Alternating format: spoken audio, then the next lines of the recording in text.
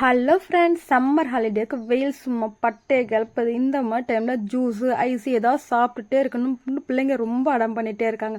என்னடா பண்ணுறது, பிள்ளைங்களுக்கு கடையில் வாங்கி தந்தால் ஹெல்த்தியாகவும் இல்லையே அப்படின்னு யோசிச்சுட்டு சரி முல்லாம்பழத்தில் ஐஸ் செஞ்சு கொடுத்துடலாம், ஐஸ்கிரீமும் அதுக்கப்புறமா ஜூஸாகவும் கொடுத்துடலாம் அப்படின்னு சொல்லி யோசித்தேன். சரி என்ன பண்ணுறதுன்னு சொல்லிட்டு முல்லாம்பழத்தை எடுத்துகிட்டு அந்த விதையை எடுத்துகிட்டு அந்த விதையும் வடிகட்டி அதில் வர ஜூஸையும் கொஞ்சம் எடுத்துக்கிட்டேன். முல்லாம்பழத்தையும் ஃபுல்லாக கட் பண்ணி எடுத்துக்கிட்டேன். மேலே கரண்டி வச்சுட்டு அதை துருவி எடுத்து போட்டுக்கிட்டேன். பார்த்தீங்களா, இந்த விதையிலேருந்து கொஞ்சம் ஜூஸ் சூப்பராக இருக்கும். அந்த ஜூஸை மிஸ் பண்ணாமல் நீங்கள் எடுத்துக்கோங்க. நம்ம ஜூஸ் போடுறதுனால சரி, ஐஸ் போடுறதுனால எதுக்காக இருந்தாலும் விதையில் இருக்கிற ஜூஸையும் விடாமல் எடுத்துக்கோங்க. அது சூப்பராக இருக்கும். எடுத்துகிட்டு இந்த விதையை போட்டுட்டு இதிலே நம்ம முல்லாம்பழத்தை கரண்டி வச்சுட்டு இப்படி க்ளீன் பண்ணி எடுத்துக்கலாம். இந்த மாதிரி கட் பண்ணி எடுத்துக்கோங்க.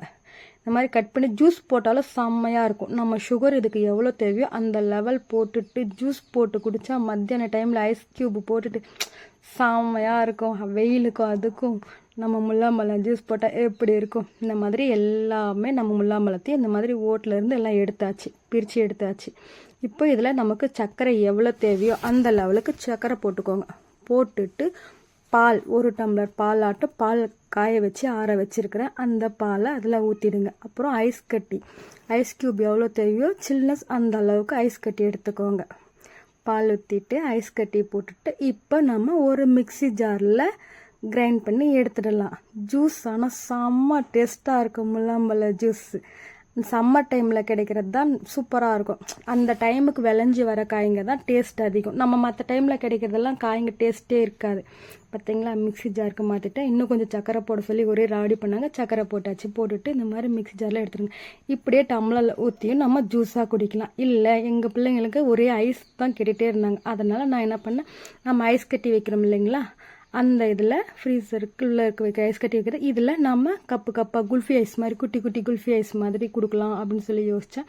அதனால் இதில் கொஞ்சமாக டம்ளரில் எடுத்து ஊற்ற ஆரம்பிச்சிட்டு இதுக்கு குச்சி வேறு இல்லையேன்னு யோசித்தேன். டூத் பிக் வீட்டில் இருந்தது. சரி நம்ம டூத் பிக்கை இதில் போட்டுடலாம் அப்படின்னு சொல்லிட்டு யோசித்தேன். டூத் பிக்கை எடுத்துன்னு வந்து அது நடுவில் வச்சுட்டேன். நீங்கள் கையில் ஈரம் இல்லாமல் வச்சிங்கன்னா அழகாக அது நடுவில் நின்றுக்கும். கையில் ஈரத்தோடு வச்சிங்கன்னா நம்ம கையோடய அந்த டூத் பிக் வர ஆரம்பிச்சிடும். இதை நம்ம அப்படியே ஃப்ரிட்ஜில் வச்சிடலாம்.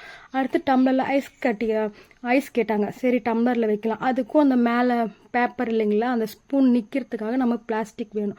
என்ன பண்ணுறதுன்னு யோசித்தேன். பாலித்தீன் கவர் எடுத்துக்கிட்டேன். அதை ஒரு பிடிமானமாக பிடிச்சிட்டு நடுவில் கொஞ்சம் கட் பண்ணிவிட்டு இப்படி கொஞ்சம் கட் பண்ணிட்டேன். இப்போ டம்ளரில் நம்ம ஜூஸ் ஊற்றியாச்சு. இந்த கவரை நிற்க வைக்கணும். ஃப்ரண்ட் அண்ட் பேக் டேப் இருக்கு இல்லைங்களா, அதை குட்டி பீஸாக 2-3 கட் பண்ணிவிட்டு டம்ளரோட 3 பக்கத்துலேயும் இதை நான் வச்சுட்டேன். இல்லைன்னா பேப்பர் நிற்காது. நம்ம யூஸ் பண்ணுற பேப்பர் வந்து நார்மலாக நம்ம கடைங்களில் கேரி பேக் பேப்பர், இது வந்து நம்ம டம்ளரில் ஃபிட் பண்ணால் நிற்கவே நிற்காது. அதுக்காக தான் அந்த ஃப்ரண்ட் அண்ட் பேக் டேப் போட்டுட்டு நம்ம பாலித்தீன் கவர் இருக்கு இல்லைங்களா, அதை அந்த நம்ம கட் பண்ண இடம் நடுவில் வச்சுட்டு இந்த பேப்பரை எல்லா சைட்லேயும் 3 சைட்லேயும் ஒட்டிட்டேன். இது எதுக்குன்னா நம்ம குச்சி நிறுத்தணும் இல்லைங்களா, அந்த நிறுத்தத்துக்காக தான். நம்ம அப்படியே வச்சாலும் இதாகிடும். ஸ்பூன் இருக்கு இல்லைங்களா, அந்த ஸ்பூனுக்கு நம்ம கட் பண்ணி எடுத்துருக்கோம் இல்லைங்களா, இந்த மூணை அது நிற்கிறதுக்காக மட்டுமே தான் நம்ம இதை செய்கிறோங்க. பார்த்தீங்களா, ஹோல்ஸ் போட்டாச்சு. ஃப்ரண்ட் அண்ட் பேக் டேப்பு பேப்பர்லேயும் நம்ம ஒட்டிக்கலாம், டம்ளர்லேயும் ஒட்டிட்டு இப்போ ஸ்பூன் நான் எடுத்துருக்கேன். நான் எங்ககிட்ட இப்போ ஐஸ் குச்சி அவசரத்துக்கு இல்லை, பிள்ளைங்க ஒரே ராடி பண்ணுறாங்க. சரி அவங்க மத்தியானத்துக்குள்ளே நான் ஐஸ் ரெடி பண்ணி ஆகணும், முல்லாம்பழ ஐஸ். அதுக்காகவே நான் அவசரமாக செஞ்சுட்டேன். சரி இந்த ஐடியாவும் செய்யலான்னு சொல்லிட்டு ஸ்பூனோட பின்பக்கத்தை போட்டுட்டு மத்தியானத்துக்குள்ளே காலையில் வச்சுட்டேன். மத்தியானத்துக்குள்ளே ஓரளவுக்கு ஐஸ் ஸ்பீடு மோடு வச்சாச்சு.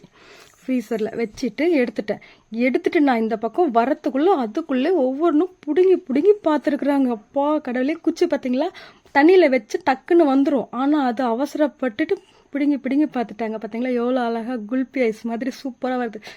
செம்மையாக இருந்துச்சுங்க, சூப்பராக இருந்துச்சு.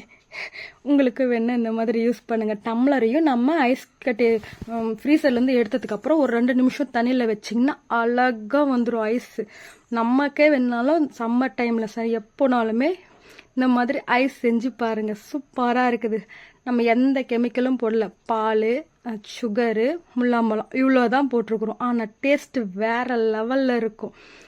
பார்த்தீங்களா, குல்ஃபி ஐஸ் மாதிரி குட்டியாக சூப்பராக இருக்குது. இப்போ டம்ளரில் ஒரு 2 நிமிஷம் தண்ணியில் விடுங்க. தண்ணியில் விட்டு எடுத்திங்கன்னா தான் அது அழகாக வரும். தண்ணியில் வைக்காமல் நீங்கள் எடுத்திங்கன்னா வராது.